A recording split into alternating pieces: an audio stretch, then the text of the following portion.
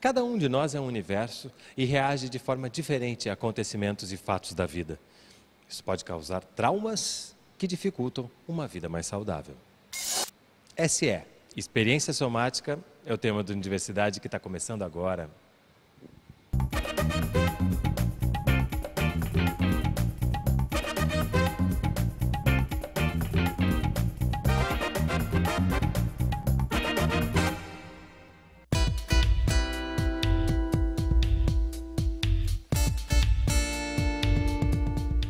Hoje, no Jockey Clube do Rio de Janeiro. Para falar sobre experiência somática, a gente vai começar com um dos convidados que não é especialista em experiência somática, para entender por quê. Como é que essa terapia chegou na sua vida? Chegou na minha vida porque há uns 2 anos atrás eu tive uma manifestação de uma doença chamada alopecia areata, que diferentemente da alopecia normal, da calvície tradicional que os homens têm, é uma questão de uma doença autoimune. O que é uma doença autoimune? É quando o seu próprio corpo identifica uma parte do corpo como um agente inimigo. Então, são as suas defesas combatendo o seu próprio corpo, de algo que não deveria existir. No caso, são os bulbos capilares. O próprio corpo acha que o bulbo capilar é um agente inimigo, então começa você a perder pelos. A minha barba, que hoje está fechada, estava com buracos, assim, estava a pele lisa. Isso pode afetar o cabelo também, chega até o cabelo. Aí isso acaba dando uma questão estética, um problema estético em você fica deprimido com isso. E fica um ciclo vicioso, você não sabe se foi a sua questão psíquica que afetou o corpo, ou se foi o corpo que acaba, a estética que fica te afetando psicologicamente também. Então, é complicado. Qual a sua formação, Rafael? Eu sou advogado. Muito bom, né? Um advogado com essa fluência sobre uma questão. Ele, ao contar essa história, ele está falando de SE, de experiência somática? Não, ele ainda não chegou ao SE, porque aí o dermatologista dele foi quem indicou ele para uma terapia. Falou para ele, olha, não adianta, se você não trabalhar essa ansiedade que você está, você não vai conseguir sarar isso. Aí ele chegou a mim e ele falava. Aí eu falava assim, para um pouco de falar e sente como é que você está. Ele, hã? Então, foi um trabalho de aprendizagem, porque eu acho que é sempre uma aprendizagem. Na nossa cultura, a gente não está muito acostumado a perceber o corpo, sentir o corpo, parar um pouco para ver como é que está. E aí, foi isso. Ela falou em cultura, falou em corpo. O que você pode falar para a gente, você que também trafega, passeia pelas formas orientais de entender o corpo, sobre a cultura ocidental do corpo? É muito interessante, né? Porque como profissional de yoga e Kung Fu, os orientais eles falam que esse conhecimento vem a partir dessa experiência no corpo, né?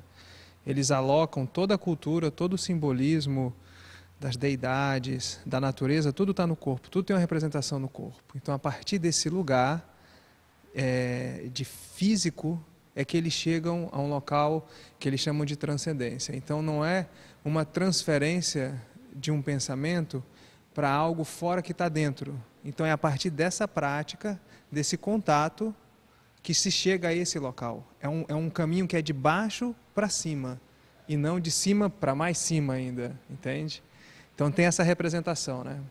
Isso tudo acaba nos mostrando como que a gente foi construindo uma forma excessiva de lidar racionalmente com as nossas emoções? Nós somos seres racionais, isso é da nossa espécie, mas isso fez com que a gente também se afastasse muito da percepção de como que a gente experimenta as coisas. A gente experimenta, não é só no pensamento, a gente experimenta no corpo da gente. Então, quando a gente fala das sensações, é como você está experimentando aquela fisiologia. Como que aquilo está acontecendo no seu corpo? E que não é racional. As coisas acontecem no corpo da gente muito independente da razão. A gente pode, a partir disso, começar a falar de uma sabedoria do corpo?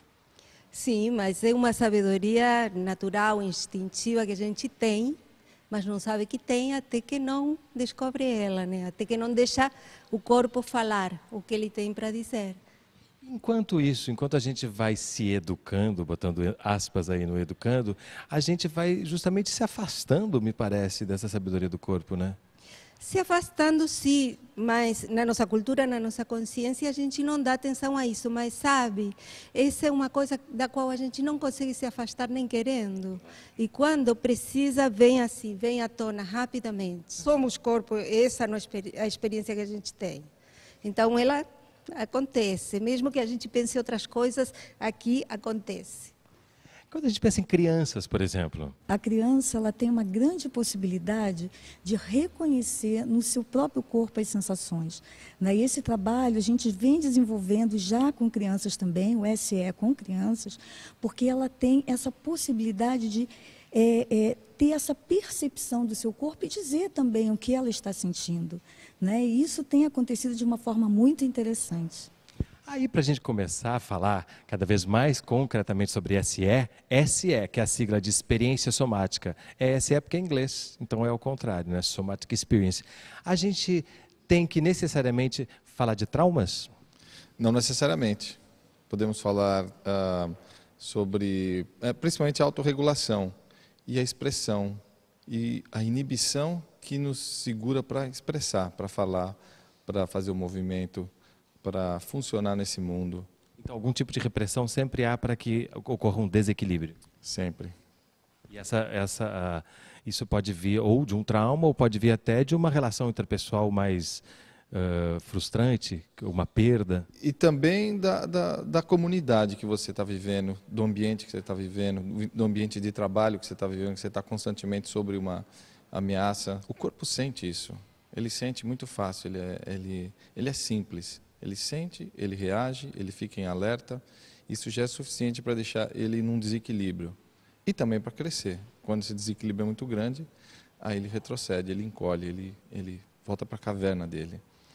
E para a gente refazer esse percurso, para a gente revisitar o corpo, para a gente se rever saudavelmente dentro do corpo que a gente habita desde o momento que nasce até o momento que morre, surgiu a SE. Mais sobre ela no próximo bloco. Não sai daí, a gente volta já.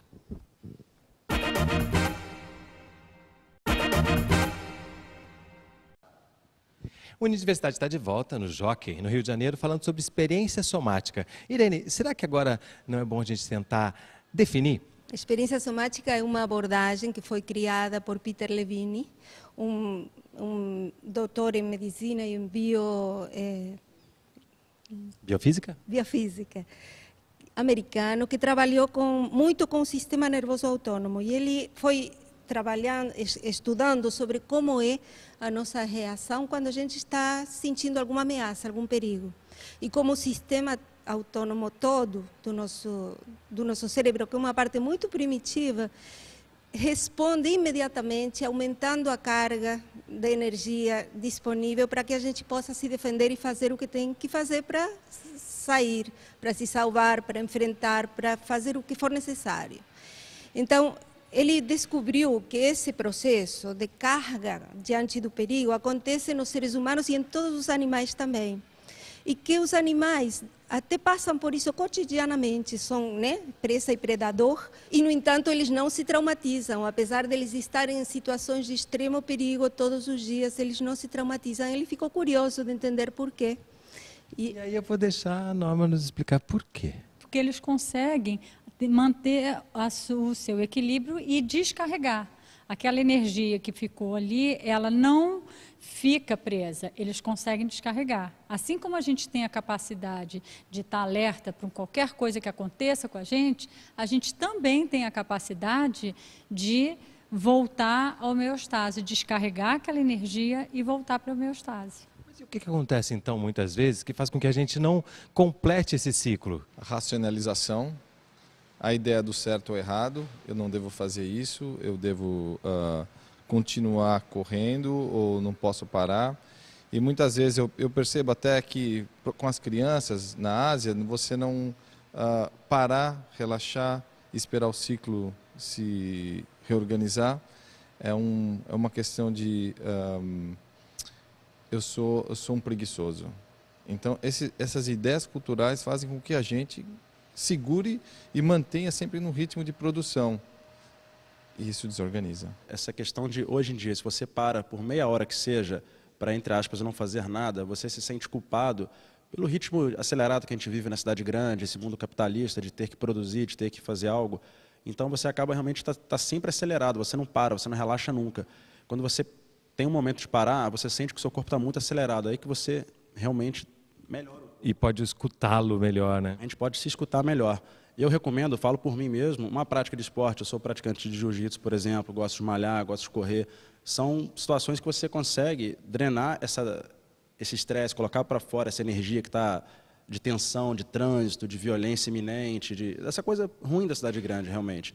Então, é importante que a gente consiga, assim como os animais, como foi dito anteriormente, colocar esse excesso de carga emocional para fora, para o nosso corpo não pagar o preço do nosso emocional que está carregado. A gente, quando fala em corpo, fala em emoção, fala em sensação, fala em razão, e às vezes a gente não entende muito bem o que a gente está querendo dizer com isso, né? Porque somos tudo isso ao mesmo tempo, né?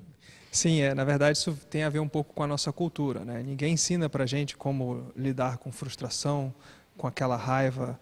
Ninguém ensina como trabalhar as emoções, afeto. Isso a gente vai aprendendo no dia a dia e de acordo com as leis que a gente vive, com as nossas morais, isso muitas vezes é negligenciado, né? É impedido.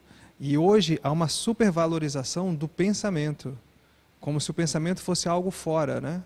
Então essa dificuldade de trazer para esse tempo, para esse parar, que é uma coisa que vem muito dos antigos, né? Os antigos perceberam esse corpo justamente parando e olhando para ele, é que falta hoje em dia, né? Nesse sentido, a RCE pode trazer uma grande contribuição quando ela nos diz: vamos parar e vamos começar a nos conscientizar de que temos sensações?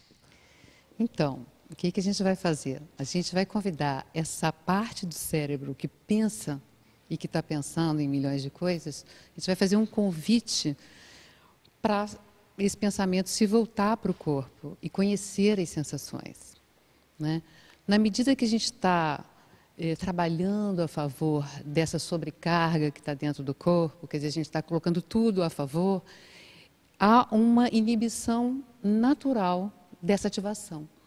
Então, a gente vai dando um campo, um suporte para que essa ativação, essa sobrecarga se acalme. Como falou o Alexandre, sentar um pouco e acalmar. A gente tem uma poltrona no nosso consultório que a gente bota um pouco a mente a favor desse corpo e espera que as coisas aconteçam. A gente não vai travar uma batalha com o pensamento, a gente deixa o pensamento, aceita o pensamento, a gente vai se voltar para as sensações. Como é que você vai acessar a sua fisiologia? Através das sensações do seu corpo. E a gente fala em sensações, a gente fala assim, gente, que coisa mais estranha, né? Como é que se faz isso? Aos pouquinhos a gente vai vendo, assim, se eu falo para você, eu tenho, qual é a sensação? Não sei que sensação. Mas se você, todo mundo já sentiu um aperto na garganta, e isso todo mundo reconhece, tá, aperto na garganta é uma sensação. É uma sensação que está dizendo o quê? Tem alguma coisa no seu corpo, na sua fisiologia, que te dá uma informação. A criança, ela também tem essa facilidade, muitas das vezes até mais do que o adulto. Às vezes ela está mais espontânea e mais pronta até para olhar essa sensação do que o próprio adulto, porque, como já foi falado, né, em muitos momentos, a cultura, né, a coisa já enraizada, e a criança ela está mais livre, mais solta para poder falar disso, né, e mostrar essa experiência, né? Essa semana eu tive um contato interessante com uma criança, onde ela começou a demonstrar uma mudança na expressão facial, na expressão corporal, e eu fiz a pergunta para ela: o que seu corpo está sentindo? Ela: nervo. Eu: nervo? E aí fez assim com a mão. E o que sua mão tem vontade de fazer? Ela quer bater, né? Então a criança, ela está também aberta para experimentar e tomar consciência das suas sensações corporais. É difícil vencer resistências? É difícil vencer resistência, é difícil perceber a resistência, porque é como se você tivesse hoje no mundo moderno, na civilização moderna, sendo o patinho feio, aquele que sente, aquele que experimenta, aquele que consegue ter o contato. Muitas vezes ele não consegue se relacionar fora, porque fora é performance, performance, performance. E alegria, felicidade, mesmo que seja falsa, né? Exatamente, sem o contato interno. É importante ter o contato interno. E perdeu-se a capacidade de sentir satisfação. Você dá um abraço em você mesmo e perceber, poxa vida, fui para frente aqui nessa história. Então essa é uma satisfação, é o início, é o final de um ciclo, o início de um novo ciclo melhor. Saúde, né? É isso que a gente busca. Mais sobre SE no próximo bloco. Não sai daí. Mas antes, se liga nessa dica. Para saber mais sobre terapia somática, acesse o site da ABT, traumatemcura.com.br.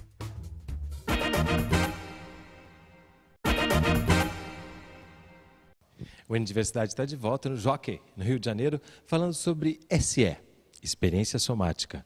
Você tem um livrinho na sua mão que eu estou vendo?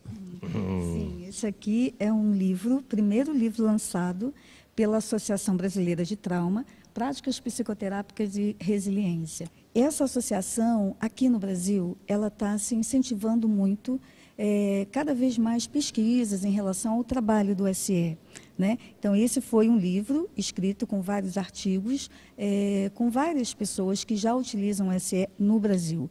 Né? E a gente também tem agora uma linha de pesquisa, um projeto de uma linha de pesquisa que está se iniciando no IPUB, no Instituto de Psiquiatria do UFRJ, no laboratório do Pedro Ribeiro, que é um laboratório de integração sensório-motora.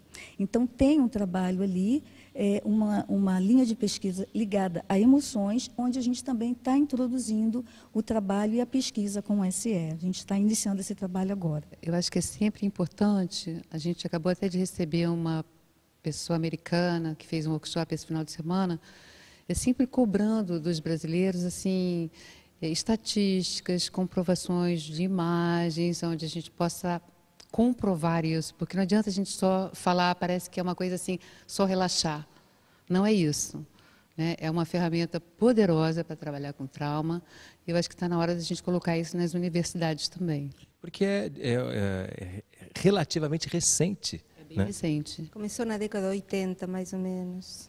A formação mais estruturada. Aqui no Brasil, não. Aqui no Brasil foi em 98. Como é que se dá a formação de alguém que vai trabalhar com SE? Nós aqui no Rio somos um braço da BT, que é uma parte do Instituto Americano. Nós damos a formação aqui no Rio e em todo o Brasil. A formação é de forma padronizada, né? Aqui no Brasil, nos Estados Unidos, na Europa, no mundo todo. A formação são de 3 anos, que a gente tem o nível iniciante, intermediário e o avançado. Para você fazer um trabalho clínico, você precisa ser psicólogo, mas a gente tem outros profissionais atuando também como professor, advogado, médico e várias outras áreas. Mas para você fazer a clínica, você precisa ser psicólogo. Mas você, por exemplo, Alexandre, trabalha com juízes? Usando essa tecnologia do SE, principalmente porque o juiz está sempre perante ao trauma, sempre perante as situações, para ele mesmo fazer uma decisão, ele precisa sair um pouco daquele lugar emocional e ele vê na frente dele situações de violência, criminosos na frente, ele é ameaçado, então ele vive numa constante pressão. E como é que ele vai se cuidar depois disso? Ele termina uma audiência, ele volta para casa, ele segurou tanto essa estrutura interna dele que a tendência é se isolar. E a ideia é fazer com que ele perceba isso durante e, a partir daí, ele vê o corpo dele conseguir descarregar. Então, a gente pode dizer que, claro, existem profissionais que vão trabalhar clinicamente com o SE, mas existe uma possibilidade de que o SE ajudar várias outras profissões ou funções a desempenharem melhor seu dia a dia. Né? Sim, no caso que eu estava te falando até antes, é a da psicodermatologia, que é uma área que é nova, recente, dentro da dermato, que eles estão constatando que 80% das doenças de pele são somatizações. Então, juntando com essa sobrecarga, esse sistema sempre ativado, e vai encontrando alguma maneira de se expressar, e às vezes através de uma doença. né? Então, a gente tem feito um trabalho junto a transtornos cutâneos que tem dado bastante certo, tem sido bastante proveitoso. É importante entender isso como um alerta, né? Porque às vezes a gente tem alguma manifestação, claro que aquilo é horrível, incômodo, né? Mas ao mesmo tempo é uma possibilidade, né? É uma possibilidade de você resgatar um herói dentro de você, porque quando você supera e atravessa esse tão grande desconforto, é um ato heróico. A Associação Brasileira de Trauma também, ampliando esse conhecimento, tem trazido também para o Brasil grandes referências em trauma. Esse final de semana a gente acabou de ter um congresso com Bessel van der Kolk, né? Ano passado com Porge, o próprio Peter Levine. Então, a cada ano a ABT vem trazendo profissionais, referências mundiais em trauma e estresse pós-traumático. A gente pode se humanizar mais em contato com o SE? Sim, sem dúvida, né? O SL, o que eu acho mais interessante é ele traz esse senso para esse lugar que foi esquecido, que é negligenciado, né? Ele traz para esse lugar de autoempoderamento, de uma capacidade de se autorregular. E é nesse esforço, é nesse trabalho que surge esse herói, digamos, né? Essa representação para isso que acontece dentro. Então, é esse lugar de ressignificação. A gente pode falar em cura? Bom, nós gostamos de falar em cura, mas a vida é uma eterna cura e um eterno adoecer para continuar crescendo. Não adoecer, mas um eterno equilibrar e desequilibrar. Isso seria melhor do que cura e doença. Realmente, essa abordagem é uma abordagem que o Peter Levine chama naturalista, porque ela não fala em doença. E, nesse sentido, não caberia falar em cura também, não. Os choques da vida chegam para nos fazer crescer, para nos fazer recolocar numa posição diferente, mais potente. Às vezes eles são demais, mas quando a gente trabalha com esse demais, com esse choque que nos deixou assim congelados, a gente vai recuperando forças que a gente tem e reorganizando e saindo para esse... Por isso que falamos, eu acho, vocês, da figura do herói, né? A gente recupera algo muito potente, muito vivo dentro de cada um de nós. Só relembrando que a pele, a gente não lembra, mas é o maior órgão do corpo humano. E a gente fica, às vezes, negligenciando ela. É a nossa capa protetora, ela sofre os choques externos, seja do sol, seja de qualquer agente externo, mas o agente interno também, que são nossas próprias emoções, às vezes emoções ruins, respostas ruins a alguma coisa que a gente está vivendo. Então, a gente tem que procurar também... O corpo não tem essa diferença. O corpo não sabe o que é emoção, o que é corpo. Somos uma coisa só, somos um ser humano. Então, a coisa do emocional realmente, às vezes, nos combate de dentro para fora. A gente tem que procurar tratar dessas emoções com a experiência somática, né? Tentando relaxar. E é interessante, né? Porque você lembra para a gente que a pele é o maior órgão do corpo humano. Não é apenas uma superfície, né? Ela tem toda uma relação com o sistema nervoso constante. A pele não é só essa camada... Aliás, eu lembro de algumas aulas que eu já assisti, que essa camada aqui é um tecido morto até, na verdade, porque a pele vem de dentro para fora, ela vem nascendo de dentro para fora. Então,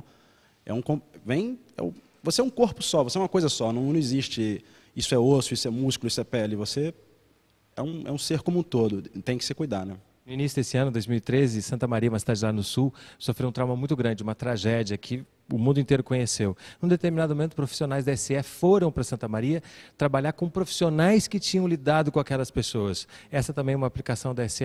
Uma situação de tragédia, você encontra várias pessoas em choque, onde eles perderam a capacidade de racionalizar no momento, tomar boas decisões.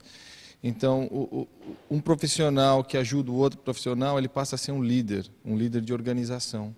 E quando essa comunidade se organiza, o corpo começa a sentir um pouco melhor e começa a ficar mais organizado, mais equilibrado. E é onde o SE entra, tanto para quem está na situação e para os profissionais, porque é muita exigência para uma situação que está lidando com seres humanos numa situação muito grave. Quando a gente pensa em SE, experiência somática, como é que a gente pode, em poucas palavras, definir o que isso pode trazer de bom? Trazer o corpo vivo novamente. Essa vivacidade pode ser mais amigos, mais abertura, mais estar no mundo. A gente se sentir mais autônomo dentro da gente para a gente poder viver melhor. Estado, abertura para o prazer e satisfação. É saber que as adversidades sempre vão existir e tentar relaxar e viver da melhor maneira possível. Uma reorganização de si. estar em casa no próprio corpo. Saber que o corpo é um lugar seguro e confortável e potente, desde onde a gente pode descansar e onde a gente pode também se relacionar.